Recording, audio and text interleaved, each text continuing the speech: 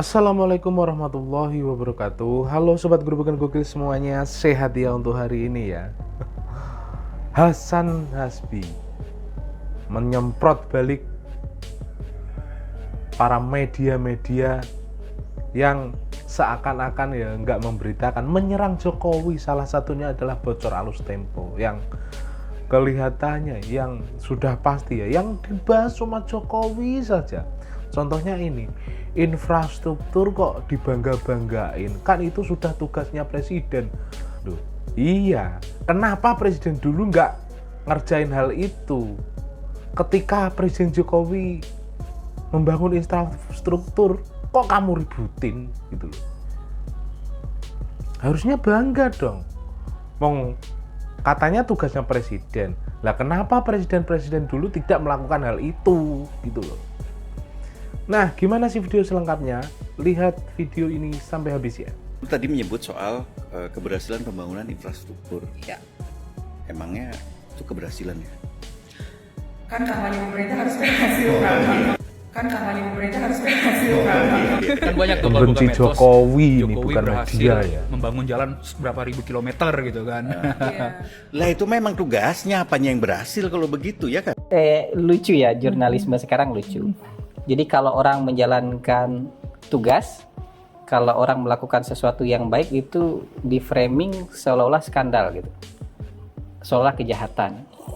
Saya kecewa ketika berlindung di balik jurnalisme, orang melaksanakan pekerjaannya kemudian dicap sebagai sedang melakukan skandal, seolah itu ngumpet-ngumpet, seolah-olah itu diam-diam. Saya nggak mau jawab pertanyaan mereka karena saya sudah tahu mereka mau tulis apa. Sudah tahu niat jahatnya mau nulis apa, dan apapun komentar kita hanya akan dipasang satu kalimat aja di bawah itu, seolah-olah sudah cover both side. Apapun jawaban kita akan ditaruh aja di paragraf terakhir, kami sudah menghubungi ini dan dia menjawab ini. Satu baris, dua baris, karena yang mau dipasang itu bukan jawaban kita. Yang dipasang itu angle jahat dari mereka gitu. Ini yang menurut saya, saya nggak mau tanggapi yang begini-begini. Contoh lain misalnya. Buat saya kan pertanyaan-pertanyaan kayak gini tuh apa sih gitu. Pertanyaan dari media yang sama nih.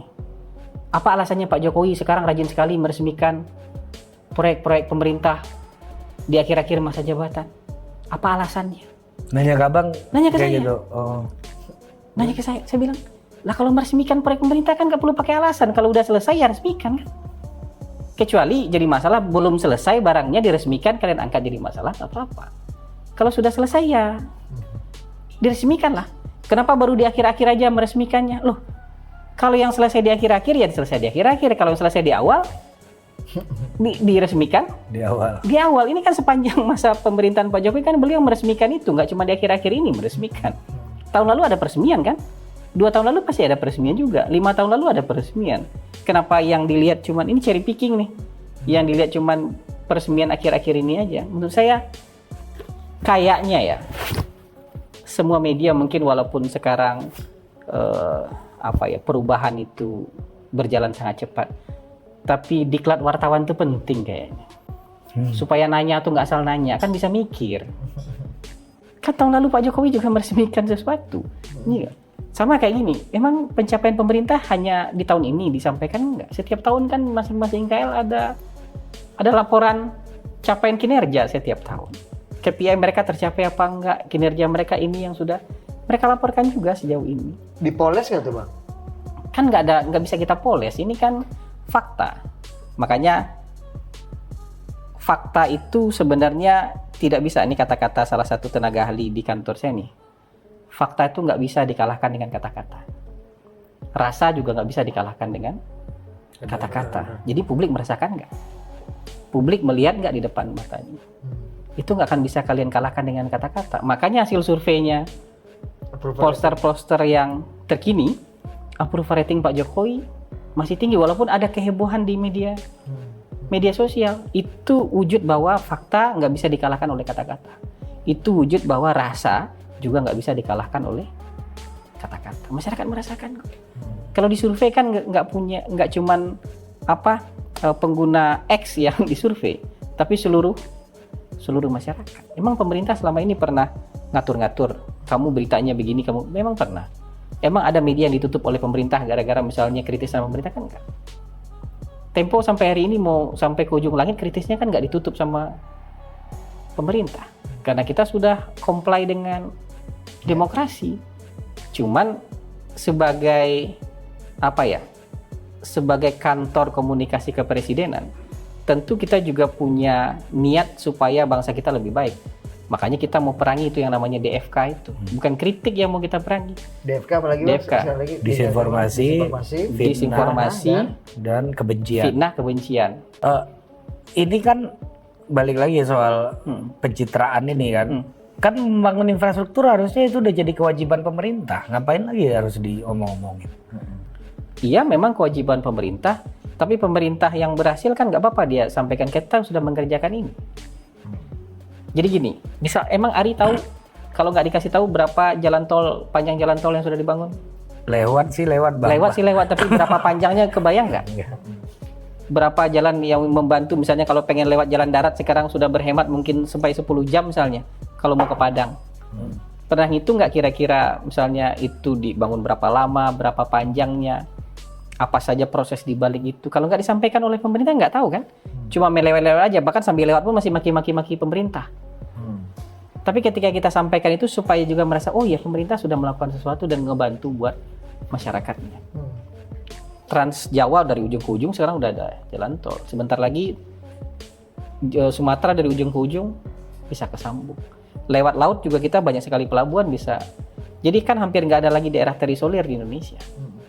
Ya kan? Jadi ini kan capaian pemerintah. Kalau seorang bapak, makanya saya bilang tadi, kalau seorang bapak kan kewajiban dia provide kesejahteraan, provide pendidikan buat anaknya. Tapi kalau anaknya berhasil, boleh dong dia klaim, anak saya sukses menjadi sarjana. Masa nggak boleh banggain itu? Dia pasang foto wisuda di ruang Ini masa tamu nggak boleh? kan? Betul. Iya. Bahkan pakai gelar anaknya, dipasangin gelar anaknya, Ari Putra, SIP, MSC, kan nggak apa-apa. Iya, kalau udah naik haji pakai H depannya. Pakai H ya, di Bang. depannya kan nggak apa-apa. Iya benar. Tapi kan itu kan kewajiban bapak lu nyekolah, iya. Iya, betul. Tapi dia bangga dengan capainya dia, kan nggak apa-apa. Meskipun ketika si sang ayah ingin menyekolahkan anaknya itu penuh resiko, Bang. Penuh risiko. Karena harus utang, harus dicemooh. Mungkin. Ngapain lu sekolah? Bantu aja orang tua lu. Orang gitu tua kan, Bang. saya itu baru bebas dari utang itu mungkin tahun 2009. Udah, 2009, Bang. udah mulai kaya Bang itu. Baru bebas. itu seiring dengan kekayaan abang meninggal ini apa gimana? Maksud saya, orang tua saya single parents, punya anak 6 harus dikuliahkan semua dan kuliah semua. Kuliah di universitas terkemuka semua. Tapi dia hanya satu orang guru. Ngutang dia. Ibu saya itu terima gaji itu 500.000 sebulan. Ya. Gajinya udah dipotong-potong untuk bayar utang tuh, untuk nyekolahin anak 500.000. Untuk nambah nutup hidup, ibu saya terima jahitan. Sama bikin makanan kecil buat dijual di koperasi sekolah tempat dia ngajar. Kalau dibayang-bayang mungkin dia, kalau menurut ibu mungkin seumur hidup dia nggak bisa bayar tuh utang dia. Tapi dia investasi buat anak-anaknya, semua anak-anaknya sekolah. Tahun 2009 kalau nggak salah utang ibu saya ya dilunasi oleh anak-anaknya, tapi investasinya orang tua. Artinya ibu orang tua Bang Hasan tuh man of vision ini, Bang, ya. Naruh duit di tempat yang man of tepat. action, Gitu. Tapi iya. kan dia buat anak-anaknya, meskipun hidupnya jadi nggak gampang. Nah, untuk Pak Kan Jokowi harus keberanian. konteks kayak gini agak mirip nggak, Bang? Misalnya kan misalnya Mungkin nggak membangun 100% mirip, tapi ini dibangun buat siapa? Emang buat Pak Jokowi kan enggak. Emang nanti IKN dibangun buat Pak Jokowi kan enggak juga. Ini jalan-jalan tol yang menikmati anak-anaknya Pak Jokowi, iya. Tapi anak-anak kita juga akan menikmati. Kita juga akan menikmati. Emang infrastruktur yang dibangun itu siapa yang menikmati nanti? Mungkin Pak Jokowi nggak banyak yang menikmatinya lagi. Sudah selesai, sudah pensiun, sudah ngomong cucu, mungkin nggak menikmati lagi. Tapi rakyat Indonesia kan menikmati. baru orang ngerasain ya, Bang, ya. Dan ini loh buktinya warga menikmati infrastruktur Jokowi di pedalaman. Sekarang ini Boton su senang karena tahun lalu ini bantuan dari pusat berhasil ke Boton masyarakat kelurahan itu ini semua jalan tahun Boton masyarakat ini senang. Ya, senang karena jalan sudah bisa bagus dan sudah tidak rusak. Terima kasih untuk Bapak Presiden dan Bapak Pemerintah yang sudah membuat kami jalan. banyak yang rusak tuh batu-batu apa gitu lubang-lubang. Kalau hujan tuh ya lalu becek gitu kan. Ya beceknya dalam karena apa tuh jadi dia kan lubang-lubang itu jadi kita harus pelan karena Pak Jokowi sudah kasih dana untuk memperbaiki jalan jadi Susenang tuh jalan tuh bagus.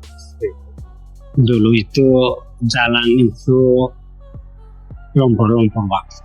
Tapi kami merasakan bahagia mulai dari tahun 2023 program dari Bapak Presiden Jokowi sehingga memberikan kami sebagai masyarakat di Kelurahan ini yaitu berterima kasih karena jalan sudah terbaik.